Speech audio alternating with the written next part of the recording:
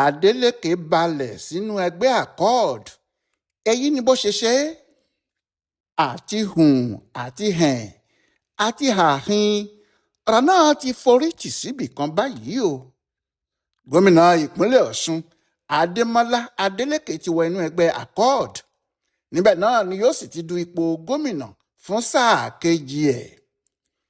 Ìtura ní kí náà jẹ́ fún ọ̀pọ̀lọpọ̀ àwọn olólùfẹ́ Adeleke nítorí gbogbo ẹgbẹ́ òṣèlú ńlá mẹ́tẹ̀ẹ̀ta tó wà ní ìpínlẹ̀ Ọ̀ṣun làwọn aṣáájú olóṣèlú ìpínlẹ̀ náà ti há mọ́wọ́. Wọ́n sì ti tilẹ̀kùn mọ́ Adeleke pé kó lè wá sọ́dọ̀ tàwọn. Àwọn ẹgbẹ́ PDP ti fa Adébáyọ̀ Adédàmọ́lá tí wọ́n ń pè ní Frayo kalẹ̀. Bẹ́ẹ̀ ni ADC ti fa Najim Salam sílẹ̀ tí ẹgbẹ́ APC sì ń múra láti fa èèyàn tiwọn náà kalẹ̀ lọ́jọ́ àbámẹ́ta sátidé tó ń bọ̀ yìí. Nídìí èyí Adeleke nìkan ló kù tí àwọn aráàlú ń béèrè ibi tó fẹ́ lọ. Ọ̀rọ̀ náà sì ti di ìjayà fáwọn tí wọ́n fẹ́ràn ọkùnrin gómìnà ọ̀hún nítorí bí kinní náà ti ń hó gbùdùgbùdù kò yé wọn mọ́. Pàápàá nígbà tí wọ́n ń sọ kiri pé àwọn ẹgbẹ́ òṣèlú gidi ti kọ Adeleke wọn láwọn ò fẹ́. Àmọ́ ní báyìí gbogbo eléyìí lòpin ti dé bá torí nílé ìjọba lọ́ṣogbo lọ́jọ́ ìṣẹ́gun ọjọ́ 9 oṣù kejìlá yìí àwọn àgbààgbà ẹgbẹ́ àkọọ̀dù wá wọ́n sì gbé àsíá ẹgbẹ́ náà lé Adeleke lọ́wọ́. Ẹgbẹ́ àkọọ̀dù kì í ṣe ẹgbẹ́ kan ṣáá o, bó tilẹ̀ jẹ́ pé kì í ṣe àwọn èèyàn púpọ̀ ni wọ́n mọ bí ẹgbẹ́ náà ti jẹ́. Ọ̀pọ̀ èèyàn ni wọ́n rò pé ẹgbẹ́ náà ẹgbẹ́ tí sẹ́nẹ́tọ̀ Rashidi Ládọjà dá sílẹ̀ lásìkò tó fi ń ṣe òṣèlú kó tó di Olúbàdàn ni. Àmọ́ bẹ́ẹ̀ yẹn kọ́ nígbà tí ọmọọba Ọlágúnsóyè Òyìnlọ́lá sọ̀rọ̀ níjọ́sí lásìkò tó ń sọ pé ẹgbẹ́ tí Adeleke yóò lọ ní accord.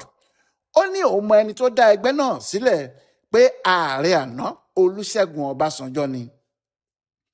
Ọ̀pọ̀ èèyàn ló kọ̀ hà nítorí kò sí ẹnìkan tó gbọ́ irú ẹ̀ rí. Àmọ́ ìwádìí padà fi hàn pé lóòótọ́ ni àti pé lásìkò wàhálà ọ̀rọ̀ sáà kẹta tí wọ́n ní Ọbásanjọ́ fẹ́ ṣe tí wàhálà sì fẹ́ wà nínú PDP ní 2005 ni àwọn ọmọlẹ́yìn Ọbásanjọ́ bíi Doyin Òkúpè àti àwọn gómìnà tí wọ́n jẹ́ ọmọlójú Ọbásanjọ́ gbẹ̀yìn dá ẹgbẹ́ náà sílẹ̀ bó tilẹ̀ jẹ́ pé wọ́n bo kinní náà mọ́lẹ̀ tí ọ̀pọ̀ èèyàn kò sì mọ̀ pé Ọbásanjọ́ ní kinní kan láti ṣe pẹ̀lú ẹgbẹ́ náà. Ìyẹn ló ṣe jẹ́ pé pẹ̀lú àtìlẹ́yìn àwọn èèyàn bíi Ọlágúnsóyè Òyìnlọ́lá kò ní ṣòro rárá fún Adeleke nínú ẹgbẹ́ òṣèlú ẹ̀ tuntun. Àwọn ará ìpínlẹ̀ Ọ̀ṣun kò tètè mọ ohun tó ń lọ àfi nígbà tí wọ́n rí àwọn èèyàn ńláńlá tí wọ́n ń rọ́wọ́ ilé ìjọba lọ́ṣogbo. Mọ́tò àti aṣọ tí wọ́n wọ̀ ló sì jẹ́ kí àwọn èèyàn tètè mọ̀ pé àwọn aṣáájú ẹgbẹ́ àkọọ̀dù nìyẹn. Kò sì pẹ́ rárá tí wọ́n fi jókòó tí ètò sì bẹ̀rẹ̀ pẹrẹu ní gbọ̀ngàn ńlá tó wà nílé ìjọba Ọ̀ṣun. Níbẹ̀ ni gómìnà náà ti nàka sókè tó sì ní òun ti di ọmọ ẹgbẹ́ àkọọ̀dù báyìí o.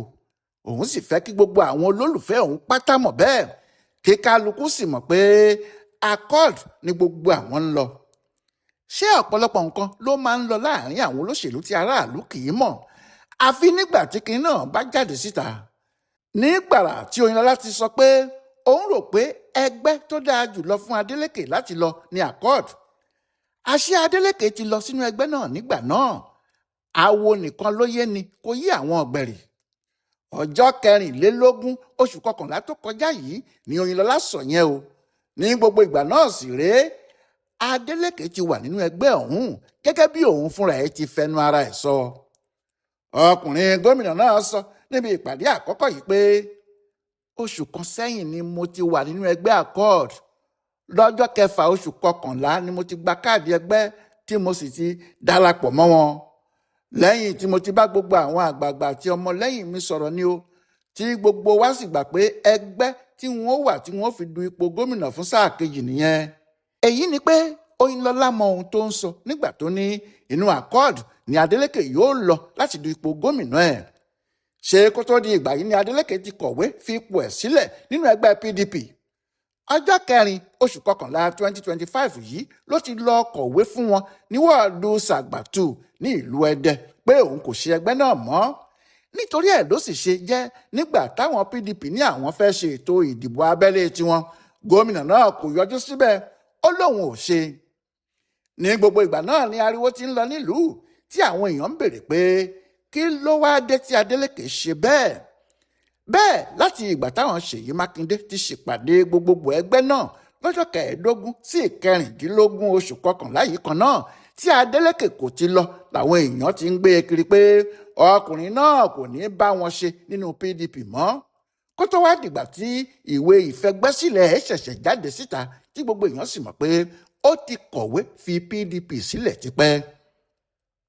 gómìnà yìí sọ níbi ìpàdé tó fi di ọmọ ẹgbẹ́ àkọ́ọ̀dù yìí pé gbogbo àwọn tí ọ̀rọ̀ kàn àwọn èèyàn wa àti àwọn olùgbé ìpínlẹ̀ Ọ̀ṣun ni wọ́n mọ ìdí tí a fi ń gbé ìgbésẹ̀ tí a gbé yìí o wọ́n mọ ìdí tí a fi fi ẹgbẹ́ wa tí a ń ṣe tẹ́lẹ̀ sílẹ̀ o a fẹ́ wá lo ẹgbẹ́ wa tuntun yìí láti dupò gómìnà fún sáà wa kejì ni ohun tí a sì fi fẹ́ ṣe eléyìí ni láti lè parí àwọn iṣẹ́ rere tí a ń ṣe ká túbọ̀ ṣe àfikún àwọn nǹkan ribiribi tí a ń ṣe fún wọn lọ́ṣun tí gbogbo ayé ń rí tí wọ́n sì ń pàtẹ́wọ́ fún wa nígbà tí a wò rárá a rí i pé kò sí ẹgbẹ́ kan tí a lè lọ tí ìwà wa bá ìwà tiwọn mu ju ẹgbẹ́ àkọ́ọ̀dù lọ.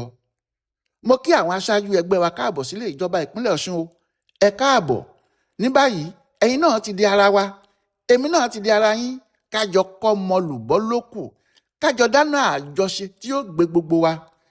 láti ìgbà tí mo ti darapọ̀ mọ́ ẹgbẹ́ náà ní bí oṣù kan sẹ́yìn ohun tí mo rí níbẹ̀ yà mí lẹ́nu gan o mo rí i pé ìfẹ́ àwọn aráàlú pípèsè nǹkan mèremère fún wọn tí yóò mú ayé wọn dẹrùn àti wíwá ìdàgbàsókè ní gbogbo ìgbà ló jẹ wọ́n lógún ohun tí kò ṣe jẹ́ kí n ṣe iyèméjì pé ìdàgbàsókè yóò wọ ìpínlẹ̀ Ọ̀ṣun pẹ̀lú ẹgbẹ́ àkọ́ọ̀dù tá a lọ nìyẹn.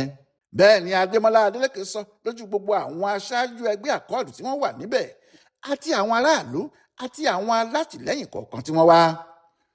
pẹ̀lú eléyìí báyìí kì í náà forítì síbì kan àkọ́ọ̀dù wọ ìpínlẹ̀ Ọ̀ṣun lákọ̀tun kò sì lè pẹ́ tí yóò fi di ẹgbẹ́ ńlá ní ìpínlẹ̀ ọ̀hún o nígbà tó jẹ́ ẹgbẹ́ tí gómìnà ń ṣe nìyẹn. níwọ̀nba ìgbà táwọn èèyàn tiẹ̀ ti gbọ́ ibi tí gómìnà ń lọ yìí ọ̀pọ̀ àwọn èèyàn tí wọ́n wà nílùú ni wọ́n ti bẹ̀rẹ̀ sí wo bí wọn yóò ti wọ inú ẹgbẹ́ náà pàápàá àwọn ará PDP tí wọ́n jẹ́ olólùfẹ́ àti alátìlẹ́yìn Adeleke fúnra wọn ti ń lọ sínú ẹgbẹ́ ọ̀hún ìyẹn ẹgbẹ́ wọn tuntun nígbà tí yóò bá sì fi tó oṣù kan sí àsìkò yìí ẹgbẹ́ náà yóò ti di ẹgbẹ́ ńlá ní ìpínlẹ̀ wọn yíkáyíká.